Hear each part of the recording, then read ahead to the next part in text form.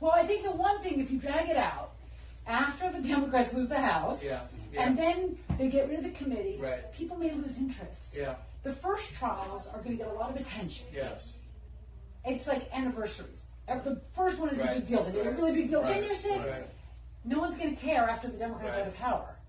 And then take Biden out of office, then who cares? If you drag it out long enough, I wouldn't go first for a trial. Because D.C. is a lot of people that work for the government, and it's a lot of.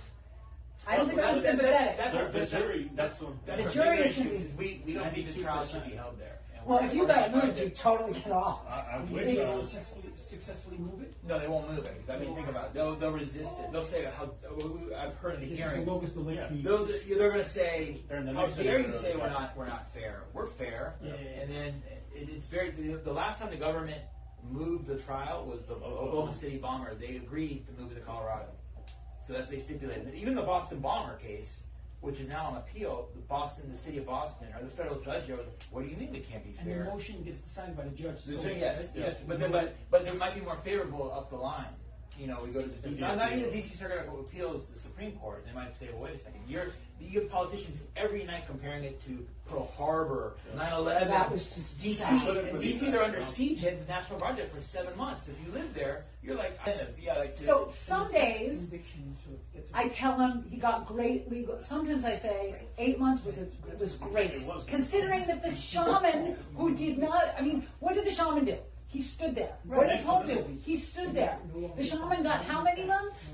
41 compared to 8. So when I saw that, and I think that the government is going to go for more, that they're going to look to get bigger.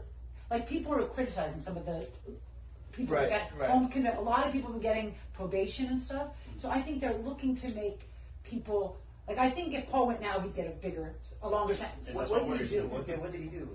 He just walked in with the Trump flag into the Senate. That's it. That's it. And he got. So I don't know if 8 months was good or bad. Well, for the charge itself, I'm looking from a charging point of view. He gets a 15-12. See, but you didn't walk into the Senate. See, walking into the Senate. But I didn't do that. I know, that's what I'm saying. That's the bad thing. I wasn't even there to say it. A lot of these people are like, we're here to overturn I wasn't even there for that reason. I'm not there to overturn anything. I think they might have used him to shore up their 15-12 charge too. Because if they have people pleading to it, they're telling the judges, look, we already have people who pled to this felony. So if you overturn it for one case, you're going to overturn all the prior convictions. It puts more pressure on these district judges not to overturn it because we have Paul, he's going to plead guilty to the